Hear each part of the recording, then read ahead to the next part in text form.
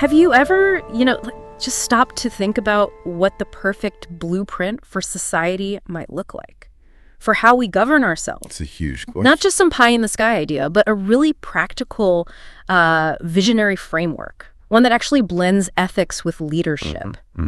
Well, today, that's exactly what we're diving into. Abdu'l-Bahá's incredible vision for what he termed a divine civilization. A powerful concept. Yeah.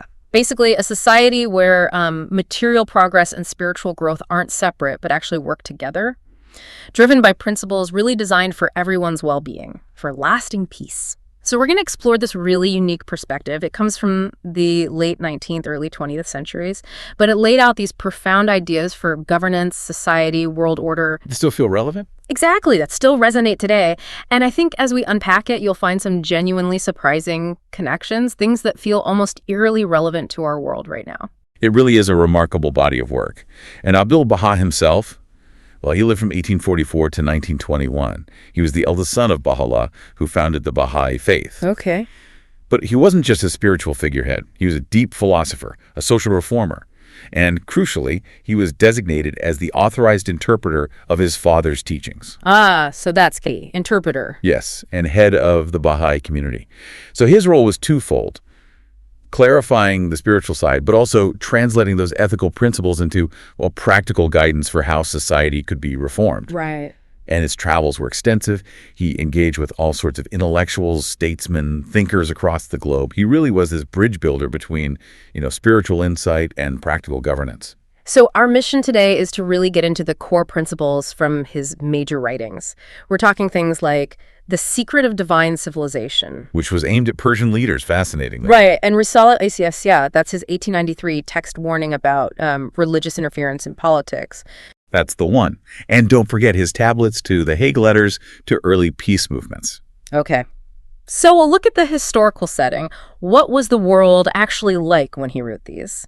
Then trace how some of these ideas have sort of, maybe partially, come about over the last 100 years or so. And importantly. Yes, importantly, what's the unfinished work? What challenges remain for us today? It's going to be quite a journey. Okay, let's start by properly understanding Abdu'l-Bahá. Not just as, a historical religious figure, but as this person who really brought together spiritual ethics and the nitty-gritty of modern governance in his writings. People apparently knew him for his wisdom, his humility, his real dedication to serving others. He wasn't just writing about it, he lived it. That's absolutely right. And his position as head of the community and the designated interpreter, well, that gave his words significant weight. These writings, they're not just theological discussions. Yeah. They're more like visionary blueprints. Blueprints for a different kind of world order. They really demonstrate how deep moral clarity can combine with practical, concrete ideas for reforming society. He was outlining a new kind of civilization, really. Built on both spiritual growth and solid material progress. Exactly. So he sees this world divided, chaotic, and he actually dares to imagine something else entirely. Right. Okay, so what were the core building blocks? In The Secret of Divine Civilization, what did he say were the absolute essentials for a society to truly progress? Right. Well, The Secret of Divine Civilization, and it's interesting, it was first published anonymously, addressed to the leaders and people of Persia. Wow, anonymously. Yes. Quite a move back then. Yeah. And in it, he lays out several core principles that honestly feel incredibly relevant now. First up, meritocracy. Okay. He argued leadership should be based purely on knowledge, on integrity, on a proven capacity for service. Not lineage, not wealth. A huge shift. A massive shift. It wasn't just about picking good leaders. It was about changing the whole system, moving away from inherited power, command and control stuff, towards something more like, well, what we might call collective intelligence today, prioritizing competence and ethical leadership. And that's a challenge we still face everywhere, isn't it? Politics, business. Absolutely. Still wrestling with that one. Which connects to his second point, justice and the rule of law. Makes sense. He insisted leaders had to be trustees for the people. Governing should be about service, not personal power or lining their pockets. And laws. They had to apply equally to everyone. The king, the commoner, no exceptions. Real accountability. Okay. Then, hugely important, universal education. He saw a literate population as vital, but crucially, also a morally grounded population. That was the foundation. So not just reading and writing. Exactly. education for everyone, and he specifically emphasized women and girls, which was radical then. It was about cultivating ethical citizens, building character alongside knowledge. That's still a debate in education today, finding that balance. Definitely. What else? He was also a strong advocate for adopting science and technology. Embrace progress, he said. Embrace scientific discovery. But, and this is key, it must always be guided by moral principles. So progress with a conscience. Precisely. Making sure innovation actually serves humanity, not just, power or profit. Another big one, consultation in decision-making. Consultation? How did he mean that? He argued policy shouldn't come from one ruler's whim or from partisan fighting. They should emerge from inclusive, respectful, collective deliberation, finding the best path together. So less about winning a debate, more about finding truth. Exactly. Seeking consensus, genuine understanding, not just a 51% majority. Imagine politics working like that. It's hard to imagine sometimes. Tell me about it. And then he went even bigger. Global consciousness and international cooperation. Wow, back then. Yes. He argued nations must work together across borders for peace, for prosperity. We need systems for arbitration, for collective security, for peace that actually lasts. Sounds pretty modern, right? Incredible. Social justice was also central. Specifically tackling the huge gaps between rich and poor through fair economic policies, not just relying on charity. And finally, a really strong warning about partisanship. Yes, you mentioned this earlier. He cautioned that factional politics, adversarial parties constantly fighting, would only divide society, corrupt the government, and lead to gridlock, paralysis. That non-partisanship point feels almost prophetic looking at the world today. But how on earth could that have seemed achievable then, with absolute rulers, empires? It was incredibly bold, and perhaps one of the most revealing aspects of his foresight, something that really shows how he tackled thorny issues, was his view on religion's role in politics. Right, I was wondering about that. Given the world he lived in, that must have been a minefield. How did he approach that volatile mix of spiritual authority and state power? He didn't avoid it, clearly. No. Not at all. In that other text, Wisala Yesiasia from 1893, he's very direct. He warns against clergy getting involved in political affairs. He advocated for a clear separation between spiritual guidance and the actual running of the state. So separation of church and state, essentially. In a sense, yes, but maybe more nuanced. He wasn't saying religion has zero role. Its role was to inspire morality, to promote justice, to uplift people's character, but not to dictate government policy or control the levers of power. Okay, so it informs ethics, but doesn't run the show. Exactly. His whole vision wasn't just some abstract dream. It was meant as a practical roadmap. Modernization, development, international peace, but all grounded in ethics without letting religious dogma hijack the process. Okay, let's paint a picture now.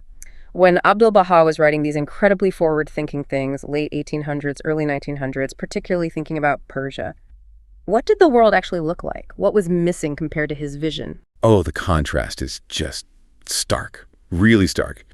When he wrote The Secret of Divine Civilization, Persia Iran wasn't just stuck in hereditary rule with powerful clergy. It was also suffering from internal chaos, foreign interference. Right, the Great Game era. Exactly. Colonial pressures. So his call for meritocracy, for global cooperation, must have sounded like he came from another planet. And globally, so many of his core principles were just absent. Think about it. No real merit-based governance anywhere. Mostly kings, emperors, czars. Right. Leadership was inherited or bought. Absolute monarchies were the norm. In Persia, the Ottoman Empire, huge parts of the world. Universal education. A fantasy for most. Access was minimal, especially if you were female or lived in the countryside. Millions were illiterate. And religion and politics. Deeply intertwined, no separation. Clerics often held immense political sway, mixing religious authority with state power, which often led to corruption, stagnation, and global cooperation. Forget it. It was the age of high nationalism, of imperialism. Countries scrambling for power, for colonies. No League of Nations, no UN, no international courts to settle disputes peacefully. It's just power politics. Pure power politics. And even where you had some representative government, like in parts of Europe or America, partisan politics was already causing deep divisions. In Persia, constitutional ideas were just barely starting to flicker. So inequality, illiteracy, militarism. Right, it dominated the landscape. So yeah, his vision wasn't just ahead of its time. It was, as you said, like a prophetic blueprint for a civilization not yet born. It really puts it in perspective, the sheer nerve, the foresight. It's staggering. Okay, so fast forward. Looking back over the past century or so, how much of this blueprint has actually started to materialize? Where have we made progress, even if imperfectly? What's fascinating, actually, a surprising amount has been partially realized, often, sadly, pushed forward by world wars or major crises that force change. Right. Take meritocracy. We've definitely seen moves towards it. Civil service reforms in many countries, the idea of needing experts, technocrats in government. It's not perfect, obviously, Right. but the principle that competence matters more than birthright has gained ground. Okay, that's one. Universal education, it's now seen as a global standard, a basic right, even if access and quality vary hugely. But literacy rates have risen dramatically worldwide. That's a huge step towards his vision. Sure. We've also seen the spread of constitutional and representative government. Most countries, at least on paper, aren't absolute monarchies anymore. Yeah. And then, the big one, global institutions. The League of Nations after World War I, flawed as it was, and then the United Nations after World War II, plus the World Court, other international bodies. These directly echo his call for global cooperation and arbitration. Even if they struggle sometimes. Oh, definitely. They struggle. But the idea is there, institutionalized. We also see more consultative governance. Things like participatory budgeting, citizen assemblies. They're experiments, but they reflect that desire for more inclusive decision-making. And women's rights, huge changes, from suffrage to women in leadership roles across many fields. Again, massive gaps remain, but the progress compared to his time is undeniable, and he was calling for it explicitly. Right. Plus, his call to embrace science and technology, well, look at the explosion in global communication scientific discovery. We've certainly done that. But, and this is the really important, but even where we've adopted the structures, the spirit often falls short.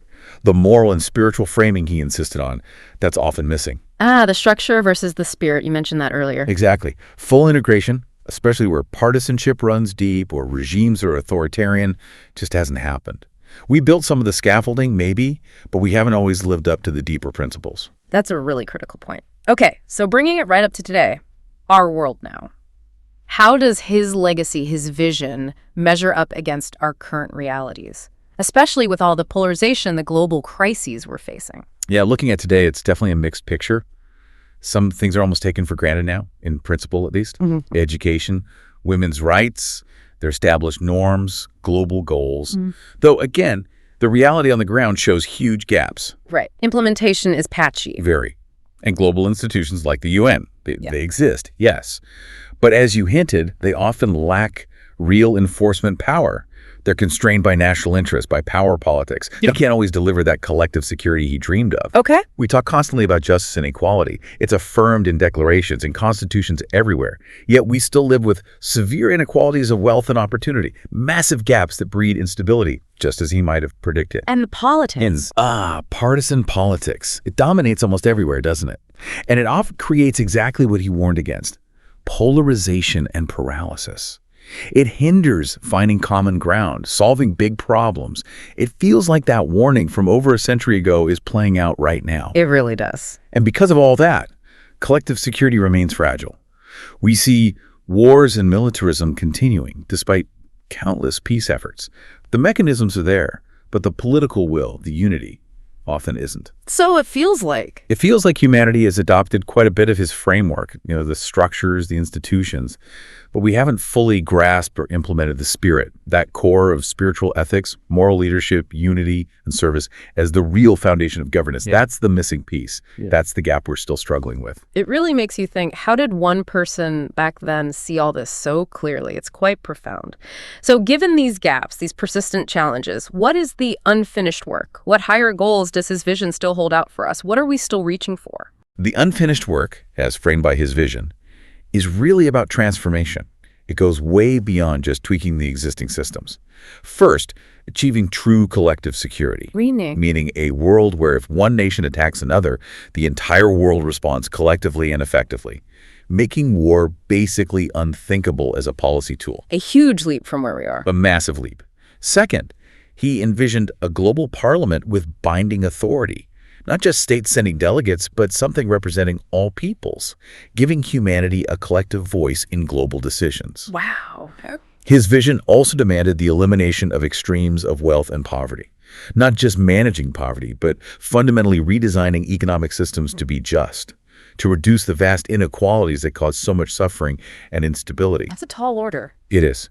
And central to making any of this work is shifting to politics based on consultation, not partisanship, replacing the adversarial win-lose game with a genuine search for truth, for the common good, moving beyond tribalism. Back to that core idea of consultation. Yes. And underpinning all of it, the most fundamental piece of unfinished work, perhaps, is establishing the spiritual foundation of governance, recognizing that laws and treaties alone aren't enough. You need something deeper. Exactly. You need shared moral principles, unity, honesty, integrity, a real commitment to serving humanity. It's about shifting our collective consciousness, really. Yeah. That's the ultimate challenge. So Abdu'l-Bahá's vision, it really does go beyond just politics or ideology, doesn't it? It's offering this this timeless framework rooted in things like humility, service, working together for everyone's benefit. It's not just about what a government does, but the spirit behind it, how it helps people, all people, to flourish. That's it precisely. The secret of divine civilization, it wasn't just advice for Persia back then. It reads like a political treatise for the future of all humanity. And while, yes, many specific recommendations, education, women's rights, constitutions, international bodies, have been partly adopted. Right, we've made some progress. We have. But those deeper elements, that true unity, that nonpartisan consultation, a world order genuinely grounded in spiritual principles, those definitely feel like the big unfinished tasks ahead of us. In our complex, interconnected world facing all these crises, his words seem incredibly relevant. They hold up a mirror to our struggles over the last century, but also offer this powerful blueprint for where we could go. A challenging blueprint, but a hopeful one. Absolutely. And as we've discussed, this isn't just theory for scholars. It's really a call, isn't it? A call to think about governance as something more profound, as soulcraft, as building a legacy, as creating shared joy. So the thought we want to leave you with is this. Considering this grand ongoing project, what part might you play in designing this future civilization?